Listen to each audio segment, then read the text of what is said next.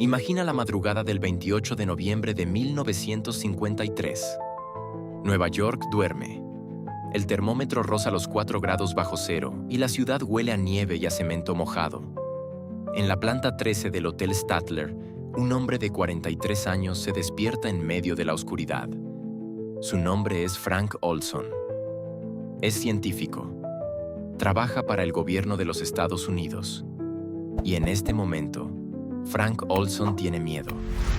Un miedo que no sabe nombrar, que lleva días instalado en su pecho como un bloque de hielo. A las 2 de la madrugada, el cuerpo de Frank Olson atraviesa el cristal de la ventana y cae 13 pisos hasta el pavimento helado de la Séptima Avenida. La policía de Nueva York cierra el caso en 48 horas. Suicidio. Un hombre atormentado que decidió terminar con todo. Su familia recibe el pésame. El gobierno paga los gastos del funeral. Y el nombre de Frank Olson desaparece durante 22 años. Pero Frank Olson no era un hombre cualquiera. Era un científico del ejército de los Estados Unidos integrado en el programa más secreto, más perturbador y más ilegal de la historia de la CIA. Un programa que durante 11 años experimentó con mentes humanas sin el consentimiento de las víctimas. Un programa que usó ciudadanos inocentes como cobayas. Un programa cuya existencia, incluso hoy, sigue siendo imposible de asimilar. Su nombre en código era MKUltra. Y esto es lo que realmente ocurrió. Si este tipo de contenido te provoca la misma urgencia que a mí, quédate hasta el final porque lo que vas a escuchar en los próximos 60 minutos no es teoría conspirativa. Son hechos documentados, son archivos desclasificados, son confesiones en sede del Senado de los Estados Unidos. Dale like si crees que la historia que te ocultan es siempre más importante que la que te cuentan. Y suscríbete a Código Blanco, porque aquí solo hablamos de lo que los gobiernos prefieren que nunca supieras. Para entender por qué el gobierno de los Estados Unidos decidió experimentar con la mente humana, tenemos que volver a 1950. El mundo lleva apenas 5 años recuperándose de la Segunda Guerra Mundial y ya está dividido en 2 bloques que se miran con terror mutuo. Al este del telón de acero, la Unión Soviética. Al oeste, los Estados Unidos y sus aliados. Y entre los dos, una guerra que no usa bombas. Una guerra que se libra en la sombra, con veneno, con desinformación, con espías y con una pregunta que en 1950 aterra a los estrategas de Washington. ¿Pueden los soviéticos controlar la mente humana? La pregunta no era descabellada. En 1949, László Rajk, exministro del Interior de Hungría, comparecía ante un tribunal comunista y confesaba, con voz monótona y mirada vacía, crímenes que probablemente nunca había cometido. Decía lo que el régimen quería que dijera, con una calma que resultaba más perturbadora que cualquier grito. Los analistas occidentales lo llamaron colapso de la voluntad. En 1950, el cardenal húngaro József Mindszenty hacía lo mismo. Después fue el cardenal Stefan Wyszyński en Polonia. Y en 1953, durante la Guerra de Corea, soldados estadounidenses capturados comenzaron a aparecer en vídeos de propaganda soviética y norcoreana, confesando atrocidades que nadie creía que hubieran cometido. El término que empezó a circular en los despachos de la CIA era lavado de cerebro. En inglés, brainwashing. Y la pregunta que Allen Dulles, el director de la CIA, se hacía cada mañana era esta: ¿cuánto nos llevan de ventaja? En febrero de 1950, la División de Operaciones Técnicas de la CIA comenzó un proyecto llamado Artichoke, cuyo objetivo era desarrollar técnicas de interrogación que rompieran la resistencia de un sujeto sin dejar huella física. Se probaron drogas, se usó privación del sueño, se experimentó con hipnosis y se llegó a una conclusión inquietante. Los resultados eran impredecibles, inconsistentes, y nadie tenía todavía un método fiable. Pero en 1953, un hombre cambiaría todo.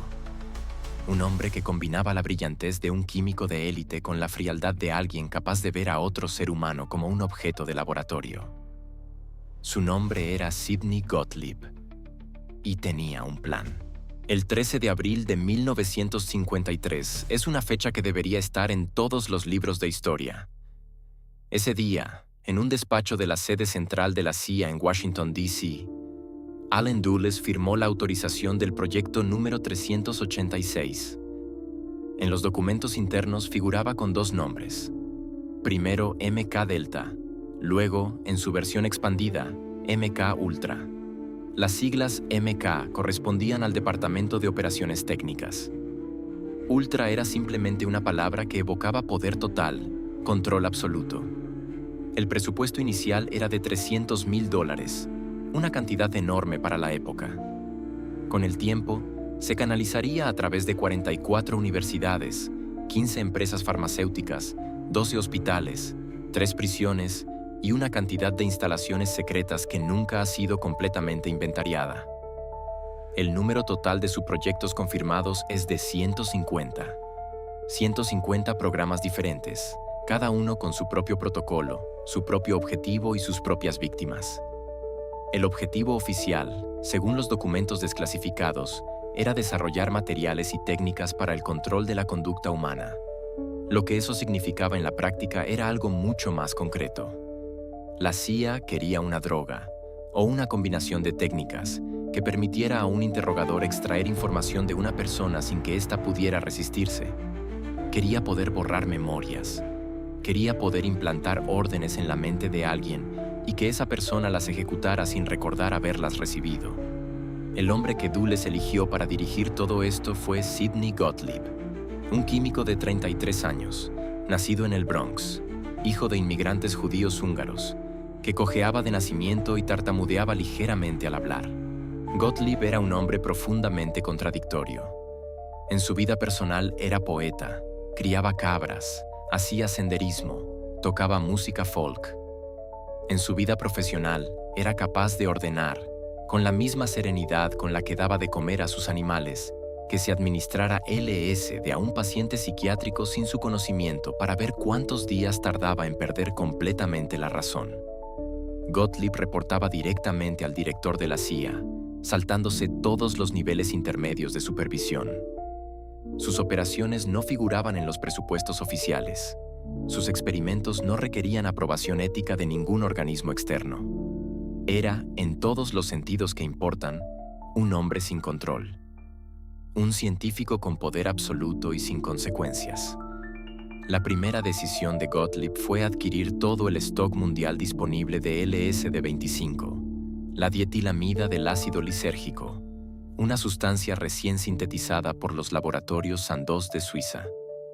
El científico suizo Albert Hofmann había descubierto accidentalmente sus efectos alucinógenos en 1943 y la CIA detectó su potencial de inmediato.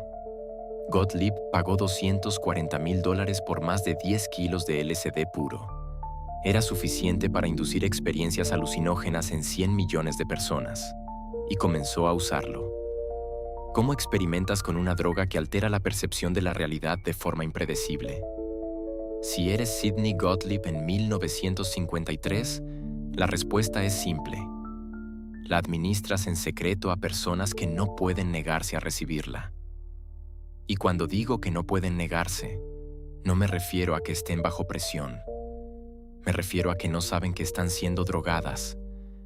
Los primeros sujetos de experimentación fueron los propios empleados de la CIA. Gottlieb consideraba que sus hombres debían conocer los efectos de la droga por dentro y ordenó que se administrara LSD en el café, en el agua, en los refrescos de reuniones internas, sin avisar a los participantes.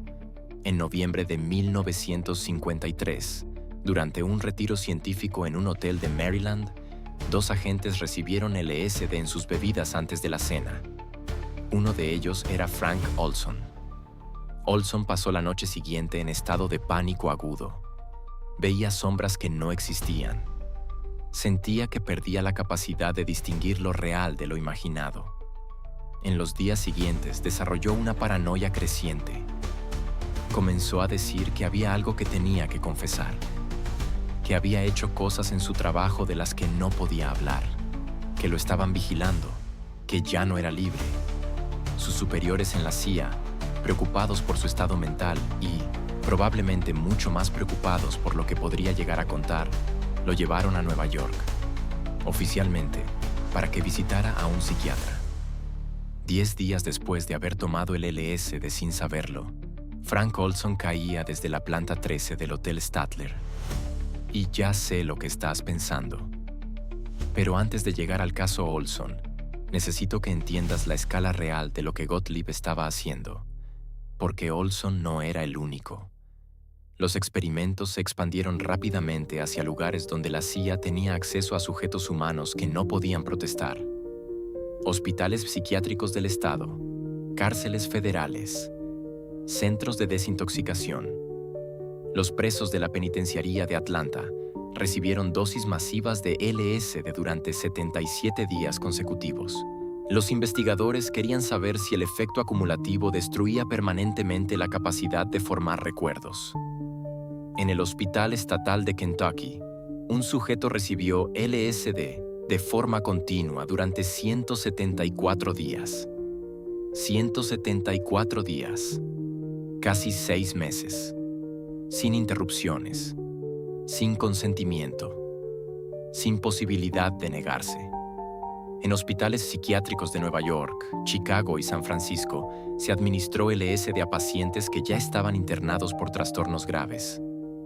Los investigadores no informaban a los médicos tratantes. Los médicos tratantes no informaban a las familias. Las familias nunca supieron qué le había pasado realmente a sus seres queridos. En California, en el Hospital General de San Francisco, un médico llamado Harry Sisbel recibió financiación de la CIA para experimentar con presos adictos a opioides. Les ofrecía reducción de condena a cambio de participar en sus estudios. Pero nadie les explicaba que los estudios incluían LSD, ni que el LSD no era el único compuesto en prueba. Isbell experimentó también con mescalina, escopolamina, barbitúricos, anfetaminas y combinaciones de todos ellos. Cuando un sujeto desarrollaba psicosis permanente, lo transfería a otro pabellón y comenzaba con el siguiente. ¿Qué buscaban exactamente? Los documentos desclasificados mencionan varias hipótesis en paralelo. Primera, ¿puede el LSD hacer que una persona sea completamente incapaz de mentir durante un interrogatorio? Segunda, ¿puede inducirse una amnesia selectiva? Es decir, ¿puede borrarse un recuerdo específico sin afectar al resto de la memoria? Tercera, ¿puede implantarse una orden posthipnótica bajo los efectos del LSD, de forma que el sujeto la ejecute días o semanas después sin recordar haberla recibido? Y cuarta, la más oscura de todas. ¿Puede programarse a una persona para que cometa un asesinato y luego no recuerde haberlo cometido? La respuesta a todas estas preguntas, según los documentos que sobrevivieron a la quema de archivos de 1973, era no de forma fiable. El LSD era impredecible. Podía inducir euforia o terror. Podía hacer que alguien hablara sin parar o que se encerrara en un mutismo absoluto. Podía provocar revelaciones místicas o psicosis permanentes. No era el arma perfecta que Gottlieb buscaba. Así que Gottlieb amplió el espectro de sus experimentos. Y en 1955 puso en marcha la operación más perturbadora de todo el programa. La operación Midnight Climax es, incluso dentro del contexto ya aberrante de MKUltra, algo que cuesta creer que haya ocurrido. Y sin embargo está completamente documentado. George Hunter White era un agente de la Oficina Federal de Narcóticos. Un hombre duro, entrado en carnes, con cara de matón de película de serie B y una habilidad excepcional para infiltrarse en ambientes criminales. En 1955, la CIA lo reclutó para dirigir una serie de pisos seguros, en San Francisco primero y luego en Nueva York, cuyo propósito era observar los efectos del LSD en sujetos que no sabían que estaban siendo drogados. Sujetos seleccionados específicamente por ser personas a las que nadie echaría de menos si algo salía mal. White contrató a prostitutas. Las instruyó para que llevaran a sus clientes a los pisos francos, apartamentos completamente equipados con micrófonos ocultos, cámaras de 2 vías y todo el confort necesario para que el ambiente pareciera natural. Las mujeres añadían LSD a las bebidas de sus clientes. Y los agentes de la CIA observaban desde el otro lado de los espejos. Los documentos revelan que White observaba las sesiones sentado en un escritorio, bebiendo martinis, tomando notas. En una de sus memorias personales, recuperadas después de su muerte, escribió algo que debería estar grabado en la entrada de cualquier escuela de ética. Fue la única vez en mi vida que podía hacer lo que me daba la gana y que me pagaran por ello. Las operaciones en San Francisco duraron desde 1955 hasta 1965. 10 años. Las víctimas fueron cientos de hombres que nunca supieron lo que les habían dado. Algunos desarrollaron crisis de pánico que creyeron que eran ataques al corazón. Algunos volvieron a sus casas y no supieron explicar a sus familias por qué veían colores que no existían o escuchaban voces que no hablaban. Y algunos simplemente desaparecieron de la historia sin dejar rastro, porque eran el tipo de personas que la sociedad de los años 50 había decidido que no contaban. Pero la operación Midnight Climax no era solo LSD. White también experimentó con mescalina, con escopolamina, con K, un compuesto sedante experimental, y con una sustancia que los documentos de la CIA llaman simplemente el paralizante, cuya composición exacta nunca ha sido confirmada públicamente. El objetivo nominal seguía siendo el mismo: encontrar una droga que garantizara la colaboración involuntaria de un sujeto durante un interrogatorio. Pero las prácticas reales habían derivado mucho más lejos. Cuando el Senado de los Estados Unidos interrogó en 1977 a los responsables supervivientes de MKUltra, la pregunta más repetida fue esta: ¿cuántas personas fueron dañadas de forma permanente por estos experimentos? La respuesta oficial fue: no lo sabemos. No era evasión. Era literalmente la verdad. No existían registros completos. No se había hecho seguimiento de los sujetos. Muchos de ellos ni siquiera tenían nombre en los archivos, solo números. Si Sidney Gottlieb era el arquitecto de MKUltra, Donald Ewen Cameron era su brazo derecho en el campo clínico. Y Cameron era, por méritos propios, uno de los hombres más peligrosos que han llevado nunca una bata blanca. Cameron era escocés, formado en las mejores universidades de Gran Bretaña, y en 1943 se había convertido en el primer presidente de la Asociación Mundial de Psiquiatría. Era, en todos los sentidos académicos, una eminencia de su campo. Era también el director del Instituto Allen Memorial de la Universidad McGill, en Montreal, Canadá. Y entre 1957 y 1964, con financiación directa de la CIA canalizada a través de organizaciones fantasma, Cameron realizó en ese instituto los experimentos de control mental más agresivos documentados en la historia de la medicina occidental. Cameron partía de una hipótesis que en los años 50 sonaba científicamente plausible: que la mente humana, como cualquier sistema complejo, podía ser borrada y reprogramada desde cero. Lo llamó Psychic Driving, conducción psíquica. El proceso tenía 2 fases. La primera, el despatterning, borrado de patrones. Destruir los patrones de comportamiento existentes mediante un bombardeo sistemático de estimulación química y eléctrica. La segunda, la reprogramación. Sustituir esos patrones destruidos por otros nuevos, grabados por Cameron y reproducidos en bucle durante semanas o meses. En la práctica, esto es lo que hacía Cameron con sus pacientes. Los mantenía en estado de coma inducido farmacológicamente durante periodos de entre 15 y 65 días. Mientras dormían, les administraba electroshocks de una intensidad entre 30 y 40 veces superior a la dosis terapéutica estándar, entre 2 y 3 veces al día. Y les reproducía cintas de audio con mensajes grabados a través de altavoces colocados debajo de la almohada, o de cascos especiales que no podían quitarse. Los mensajes se repetían durante 16 horas diarias, durante meses. Los mensajes podían ser negativos. Eres una persona muy hostil. Tus pensamientos son malos. No puedes controlar tu comportamiento. O positivos. Eres un buen padre. Tienes capacidad para relacionarte con los demás. Cameron creía que el contenido del mensaje era lo de menos. Lo que importaba era la intensidad y la repetición. Quería escribir en una pizarra en blanco. El problema era que la pizarra nunca quedaba del todo en blanco. Lo que quedaba era algo peor que el vacío. Los pacientes que sobrevivieron a los experimentos de Cameron, y no todos sobrevivieron, presentaban daños que los médicos posteriores describieron como una regresión casi completa al estado infantil. Personas de 40 años que no sabían cómo usar un tenedor. Adultos que habían olvidado que tenían hijos. Hombres y mujeres que no reconocían a sus cónyuges. Personas que habían perdido no solo los recuerdos, sino también las habilidades motoras básicas, la capacidad de hablar con coherencia, la noción del tiempo.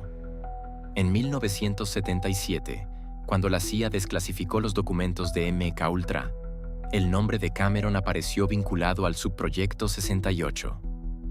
El gobierno canadiense, que también había financiado parte de las investigaciones de Cameron, tardó años en reconocer su implicación. En 1988, después de una batalla legal de más de una década, el gobierno de los Estados Unidos pagó $750,000 en indemnizaciones a 9 de las víctimas canadienses de Cameron. Cameron ya había muerto en 1967, así que nunca fue procesado. Nunca fue juzgado. Nunca respondió ante nadie por lo que hizo. Y hay algo más que necesitas saber sobre Ewen Cameron.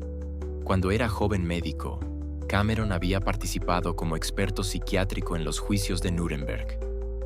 Había visto con sus propios ojos a los médicos nazis que experimentaban con prisioneros. Los había evaluado. Había contribuido a que fueran condenados por crímenes contra la humanidad. Y luego, 10 años después, había comenzado a hacer exactamente lo mismo. Volvemos a Frank Olson, porque su historia no termina en el pavimento de la Séptima Avenida. En 1975, 22 años después de su muerte, el informe de la Comisión Rockefeller, creada por el presidente Ford para investigar los abusos de la CIA, mencionó por primera vez públicamente el experimento con LSD que había precedido a la muerte de Olson. El gobierno admitió que Olson había sido drogado sin su conocimiento 9 días antes de morir. La familia Olson, que hasta ese momento creía que Frank había sufrido una crisis nerviosa espontánea, recibió una llamada de la Casa Blanca.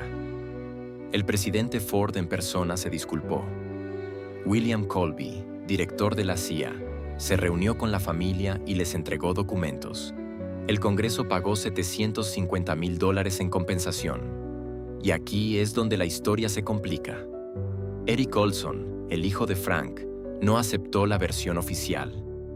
No entonces y no ahora, 50 años después. Eric dedicó décadas de su vida a investigar la muerte de su padre. Y lo que encontró lo convenció de que Frank Olson no se suicidó. Fue asesinado. En 1994, Eric consiguió que el cuerpo de su padre fuera exhumado.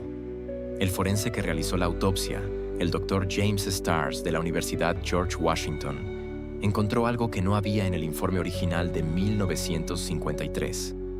Una fractura craneal en el lado izquierdo de la frente, consistente con un golpe recibido antes de caer. El informe original había descrito el cuerpo de Olson sin heridas previas a la caída. Alguien había mentido, o alguien no había mirado. ¿Por qué querría la CIA silenciar a Frank Olson? Los documentos desclasificados y los testimonios posteriores apuntan a varias razones. Primera, Olson había presenciado, como parte de sus funciones en el programa de guerra biológica, experimentos sobre prisioneros alemanes en centros de detención europeos después de la guerra.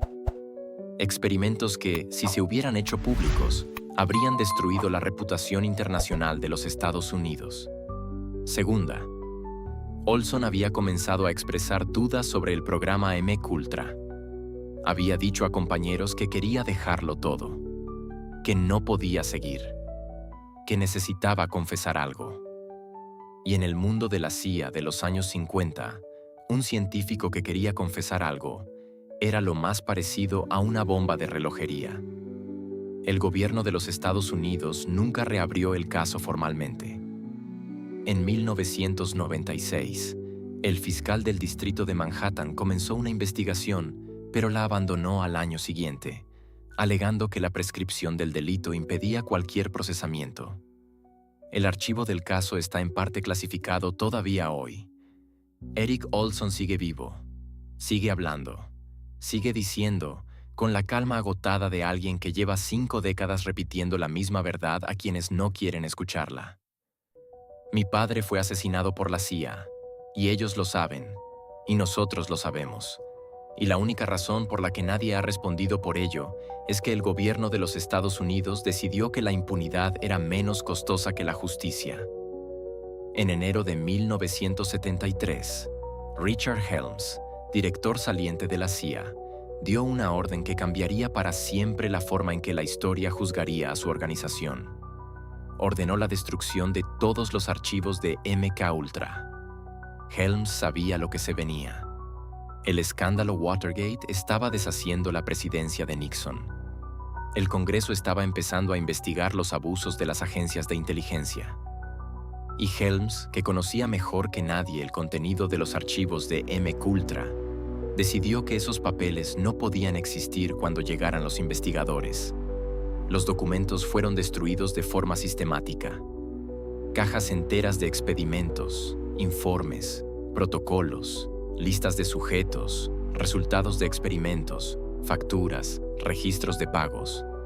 Todo quemado. En la terminología burocrática de la CIA, el proceso se llamó eliminación de archivos sensibles. En cualquier otro contexto se llamaría obstrucción a la justicia. Lo que Helms no sabía era que Sidney Gottlieb, con el meticuloso instinto de un científico que no puede resistirse a documentar su propio trabajo, había enviado copias de miles de documentos financieros a un archivo diferente, el de la Oficina del Inspector General, bajo la clasificación de registros de contabilidad. Nadie relacionó esos documentos con MKUltra. Nadie fue a buscarlos. Y cuando en 1977 un investigador del Congreso con más perseverancia que suerte pidió al inspector general todo lo relacionado con gastos no convencionales de la CIA entre 1953 y 1964, esos documentos aparecieron. 20.000 páginas, las únicas que sobrevivieron a la quema de Helms. Estamos llegando al final. Y si has llegado hasta aquí, sabes que lo que acabas de escuchar no es una historia de ciencia ficción. No es una teoría conspirativa de Internet. Es un hecho histórico verificado, documentado, confirmado en sede parlamentaria y reconocido por el propio gobierno de los Estados Unidos. Pero hay algo que los documentos desclasificados no responden. Algo que Eric Olson lleva 50 años preguntando. Algo que los senadores de la Comisión Church plantearon en 1977 y que nunca recibió una respuesta satisfactoria. ¿Cuántos de los 150 subproyectos de MKUltra fueron realmente documentados en esos 20.000 folios? Recuerda que todos los demás archivos fueron destruidos por Helms en 1973. Esos 20.000 documentos son los que sobrevivieron por accidente, archivados como simples registros contables. ¿Cuánto más había? ¿Qué experimentos no dejaron ni rastro de factura? ¿Cuántos sujetos ni siquiera aparecen como números en un registro? En 2018, el gobierno canadiense desclasificó 250 páginas adicionales relacionadas con los experimentos de Cameron en el Instituto Allen Memorial. Algunas secciones seguían clasificadas, en blanco, tachadas con marcador negro. 45 años después, alguien decidió que todavía había información que el público no merecía conocer. Y hay otra pregunta. MKUltra fue formalmente cerrado en 1973, cuando Helms ordenó la destrucción de los archivos. Pero el subproyecto MKOFTN, orientado al estudio de drogas de acción rápida para uso en operaciones de campo, continuó activo al menos hasta 1972, según documentos posteriores. El proyecto OFTEN exploró específicamente sustancias capaces de provocar la muerte sin dejar rastro toxicológico. ¿Frank Olson tal vez? No lo sabemos. Y esa es exactamente la frase más honesta que puede pronunciar cualquier investigador que se acerque a MKUltra. No lo sabemos. No lo sabemos porque alguien decidió que no debíamos saberlo. No lo sabemos porque la impunidad, en este caso como en tantos otros, fue más barata y más cómoda que la verdad. Lo que sí sabemos es esto. Entre 1953 y 1973, el gobierno de los Estados Unidos de América, la mayor democracia occidental, experimentó con la mente de sus propios ciudadanos. Los usó como instrumentos de laboratorio sin su consentimiento. Los dañó. Algunos de ellos murieron. Nadie fue a la cárcel. Nadie devolvió lo que les quitaron. Y dentro de la CIA, en archivos que siguen clasificados, hay 150 proyectos de los que solo conocemos el nombre. Solo el nombre. Nada más. La próxima vez que alguien te diga que los gobiernos no mienten sistemáticamente a sus ciudadanos, recuerda el nombre de Frank Olson. Recuerda el nombre de Sidney Gottlieb. Recuerda el nombre de Ewen Cameron.